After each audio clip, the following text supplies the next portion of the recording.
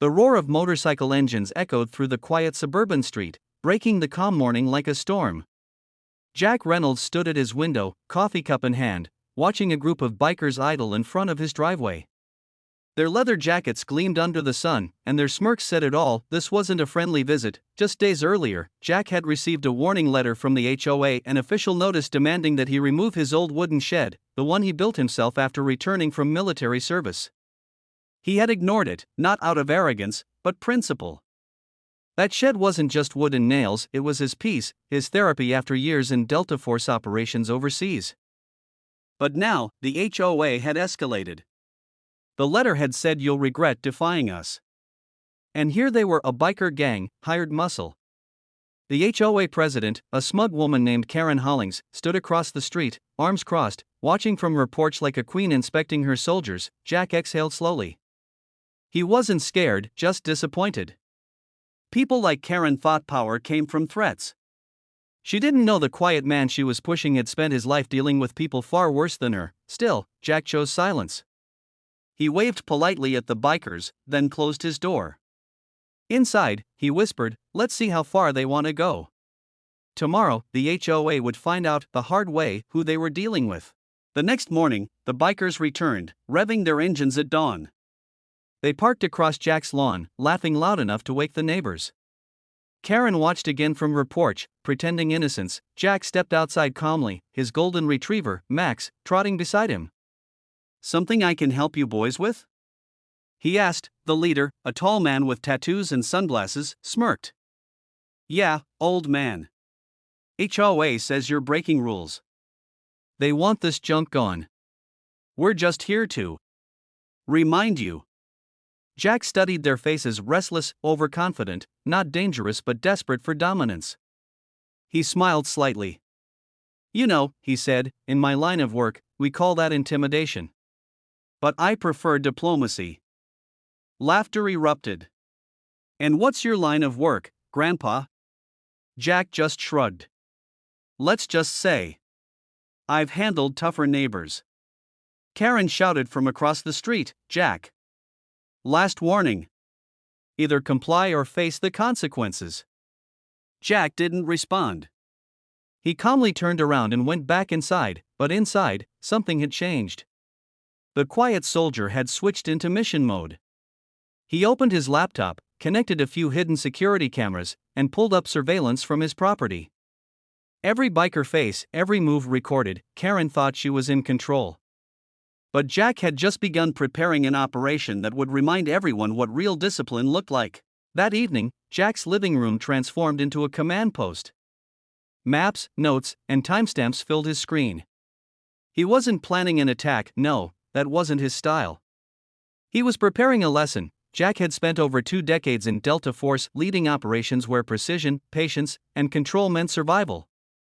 Now, he'd use those same skills for a neighborhood war that didn't know what kind of soldier it was provoking. He called an old friend, Sergeant Miller. "Got a situation," Jack said quietly. "HOA hired some bikers. Need a legal but memorable response." Miller chuckled. "Still finding trouble in retirement, huh? Send me the footage." By morning, Jack's plan was in motion. The bikers returned again, this time trying to enter his property. But as they stepped near the gate, loud sprinklers erupted, motion-activated water jets that sprayed them head to toe. Neighbors peeked out, laughing. The bikers cursed and left, soaked and humiliated. Karen's face turned pale from her porch. Jack stood at his door, smiling. "Water pressure test successful," he muttered, but he wasn't done yet. His next move would expose the HOA's illegal threats and make sure Karen's empire came crashing down. Karen didn't take humiliation well. The next day, she arrived with an official HOA inspection team and a clipboard full of fines, noise violations, property maintenance issues, even unapproved lawn ornaments. Jack met her halfway down his driveway. "You're reaching, Karen," he said calmly. She smirked. "No, I'm enforcing rules. This community runs on compliance. You think you're special because you wore a uniform?" Jack's jaw tightened, but he didn't react. He just handed her a USB drive. "You might want to look at this before you go too far." "What's this?" She snapped. Evidence, Jack said. Security footage of your hired bikers trespassing. Already copied to a lawyer and local news channel. Enjoy your day. Karen froze. For the first time, her smirk vanished. You wouldn't dare. Jack simply walked away. Ma'am, I don't threaten people. I prepare. That night, Karen made phone calls, desperate ones. She begged the biker gang to handle it quietly. But that only made things worse. Someone from Jack's network had already leaked her messages to the HOA board. By morning, whispers spread across the neighborhood. Karen's empire was cracking, and Jack hadn't even raised his voice. A week later, an emergency HOA meeting was called. Nearly every resident showed up. Karen entered looking rattled, while Jack sat quietly in the back. The board president, Mr. Lewis, cleared his throat. We've received serious complaints about misconduct, misuse of HOA funds, and illegal intimidation. Karen's eyes darted around. This is nonsense. He's manipulating everyone. Jack stood up slowly. All I did was install cameras on my own property. They did the rest. He plugged in a USB drive and the footage played for everyone to see. The bikers. Karen's voice. The threats. Gasps filled the room. One by one, board members turned against her. This is unacceptable, one said. You endangered residents. Karen tried to protest, but the decision was unanimous: suspension pending investigation. Jack left quietly afterward, never gloating, never smirking. He didn't need revenge, he had justice. But deep down, he knew people like Karen never quit easily. Something told him the final act wasn't over yet.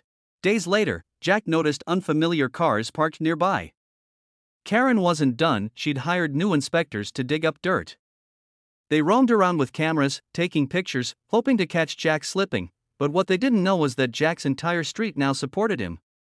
The neighbors who once stayed silent now waved, guarded his property, even shared coffee with him on his porch. Karen tried to isolate him. Instead, she'd united everyone against her. Then came the letter: HOA reserves the right to seize your property for non-compliance.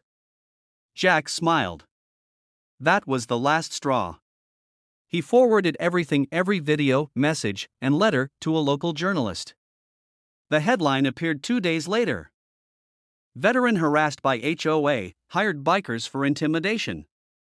The story went viral overnight. Karen's face was everywhere, not as a leader, but as a symbol of corruption. Jack looked out his window, peaceful at last. He'd won without a single fight the Delta Force way. A week later, Karen's house was empty. She'd resigned and moved away quietly. The new HOA president, Mr. Lewis, visited Jack's home personally. We owe you an apology, he said. You reminded us what leadership really means. Jack shook his hand. I just reminded you that power without integrity collapses. As he watched the sunset, Max at his side, Jack finally felt peace. Not the silence of war, but the calm of justice. The HOA had tried to control him. They forgot he'd spent his life protecting people's right to be free. He smiled softly. Mission complete. And that was the final twist in this unbelievable HOA story. If you love the drama, don't forget to like, subscribe, and drop a comment sharing your thoughts. It really helps this channel grow.